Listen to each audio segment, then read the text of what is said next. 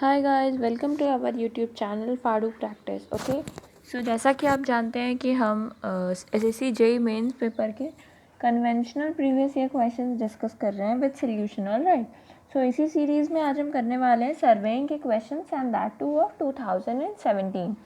Okay guys, so start करते हैं। यहाँ पे जो फर्स्ट क्वेश्चन है, this is of 20 marks. There are two questions, one is completely numerical and other one is theoretical, right. So अगर आपने अभी तक हमारा चैनल को सब्सक्राइब नहीं किया है गाइस, तो प्लीज़ सब्सक्राइब कर दीजिए, क्योंकि इस चैनल पर आपको सिविल इंजीनियरिंग से रिलेटेड सारे एग्जाम्स के प्रीवियस के क्वेश्चंस विद डिटेल सॉल्यूशन मिलेंगे। ओके, और अगर आपको ये वीडियोस पसंद आते हैं तो please hit the bell icon, like and do not forget to subscribe. Alright, so let's start. यहाँ पे जो फर्स्ट क्वेश्चन है, this is numerical 1 and question क्या कह रहा है, determine the correct bearing of the lines of a closed traverse PQRSTP. This is a closed traverse and the readings are provided. So हमें given क्या data है, these are lines, these are fore bearings, these are back bearings, and we have to identify the stations affected by local attraction. Okay, तो हमें correct bearing in stations की calculate करनी है। Alright, so चलिए solution start करते हैं। यहाँ पे हमारे पास ये फिगर है और इसकी हम डिटेल स्टडी करेंगे first of all. So PQRST यानी हम ये देख रहे हैं कि एंटी क्लॉकवाइज हमारा ट्रैवर्स मूव कर रहा है, राइट, और ये हमारे गिवन है। तो अब यहाँ पे हमने एक टेबल जो बनाया गिवन था वो आप बना लेंगे और उसके बाद अब यहाँ पर आएंगे। तो four bearing minus back bearing से ही हम लोकल अट्रैक्शन है या नहीं ये कैलकुलेट करते हैं। तो हमने यहाँ पे four bearing minus back bearing करा है। तो गाइस आप देख रहे हैं कि कहीं भी परफेक्ट 180 नहीं आया है। ऑलराइट, सो क्या इससे सोल्यूशन कंक्लूजन क्या निकलता है? इससे कंक्लूजन ये निकलता है कि as we observe that every station is affected by local attraction, right. Every station, ये पॉइंट नोट करने वाला है क्योंकि यहाँ पे कहीं भी 180 डिफरेंस नहीं आया है। ऑलराइट, एंड हमारा traverse is running anti clockwise, right. We know that included angles will be free from local attraction and will be the interior angles, क्योंकि हमारा ट्रैवर्स एंटी क्लॉकवाइज मूव कर रहा है। अगर हमारा ट्रैवर्स, मैंने प्रीवियस क्वेश्चंस में जो थे उनमें डिस्कस किया है पहले कि अगर ट्रैवर्स क्लॉकवाइज होगा तो included angle will be the exterior one. All right, so और ये फॉर्मूला भी मैंने लास्ट टाइम आपसे कहा था कि दिस इज़ VVIP और आप इसे अपने शॉर्ट नोट्स में ऐड कर लें। आज फिर मैं एक बार बता देती हूँ कि एंगल, इंटीरियर एंगल या angle between two lines is fore bearing of the next line minus back bearing of the previous line. Alright, so this is the formula basically, fore bearing of the next line minus back bearing of the previous line is the angle, right. So angle B क्या है, P क्या है, sorry angle P क्या है, fore bearing of PQ and the back bearing of TP। तो ये हमारा आया 138 degree and 30 minutes. Similarly guys हम एंगल Q कैलकुलेट करेंगे and that will come 56 degree 30 minutes. Alright, then guys we are having angle R as angle R। अब देखो एक चीज़ है कि यहाँ पे अगर जब नेगेटिव आता है तो हम उसमें 360 ऐड करते हैं। सो हमारा एंगल आर कितना आ जाएगा, 140 degree and 45 minutes. Alright, and similarly हम एस और टी को भी कैलकुलेट कर लेंगे। नाउ चेक क्या होता है, जो अगर क्लोज ट्रैवर्स है तो उसका कितना आएगा, सम आना चाहिए, थ्योरेटिकल सम। तो इसलिए हम पहले जो हमारा सम आ रहा है कैलकुलेट करने पे वो देखते हैं। Angle P plus Q plus R plus S S T हमारा कैलकुलेट करने पर आ रहा है, this is guys 542 degree and 30 minutes. Alright, और हमारा थ्योरेटिकल सम क्या आता है, ये फॉर्मूला गाइज आप नोट कर लो, this is very very important कि आपकी प्री में भी काम आता है एंड मेंस में भी। ऑलराइट, सो अगर इंटीरियर एंगल्स हैं तो सम क्या होता है, 2n-4 मल्टीप्लाइड बाई 90, ठीक है, दिस इज़ द थ्योरेटिकल सम। और अगर ये एक्सटीरियर एंगल होते तो 2n+4 इंटू 90 हो जाता। ठीक है गाइज, आई होप आपको ये पता हो, पर फिर भी नोट कर लो, दिस इज़ VVIP। ऑलराइट, सो चलिए देखते हैं। तो हमारा जो थियोरेटिकल सम है वो कितना आया है गाइज, ये देखते हैं। इट इज़ 540 डिग्री आया है हमारा, क्योंकि हमारा जो n है दैट इज़ 5 साइड से हमारे क्लोज लूप में। सो एरर कितना है, जो हमारा कैलकुलेटेड वैल्यू है minus theoretical value and that is 2 degree 30 minutes. तो करेक्शन क्या होगा, विद अ माइनस साइन। जो भी हमारा एरर आया है उसमें एक नेगेटिव साइन लगा देंगे, that will be the correction. तो -2 degree 30 minute is our correction. Okay, now there are 5 sides, so correction for 5 angles, so correction for each angle is minus of 30 minute.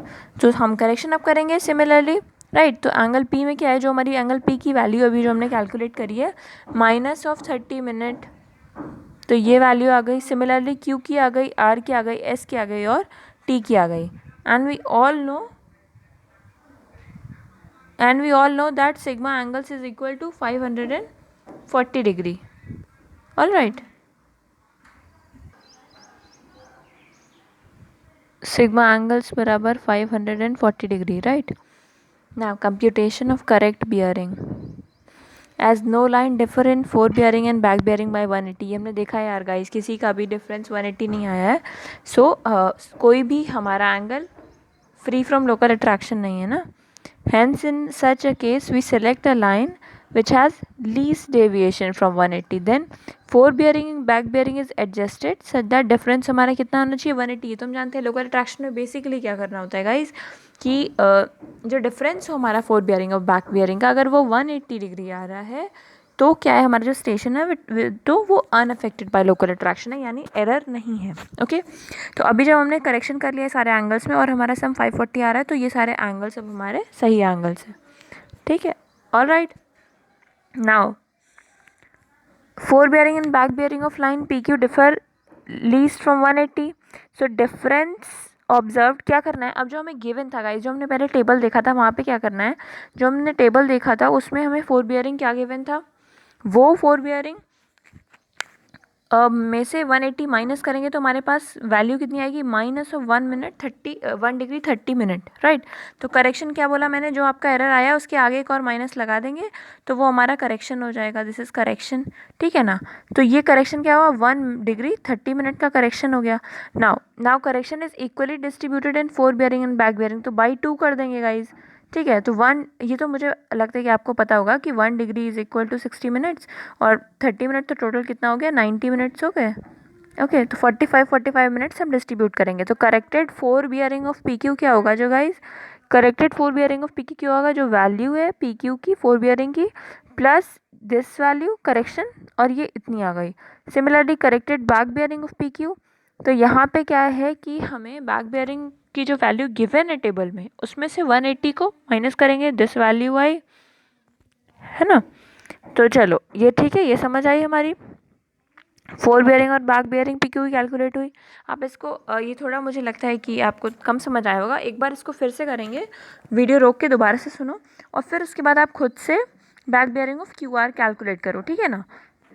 Okay, तो यहाँ पे angle Q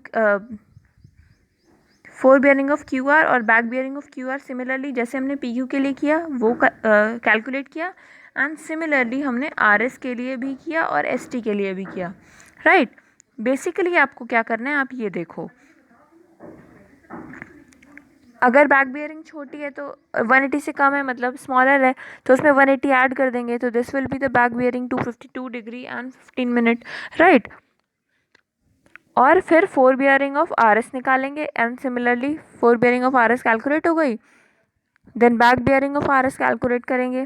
all right, so इस तरह हम सारी fore bearings and back bearings calculate कर लेंगे guys.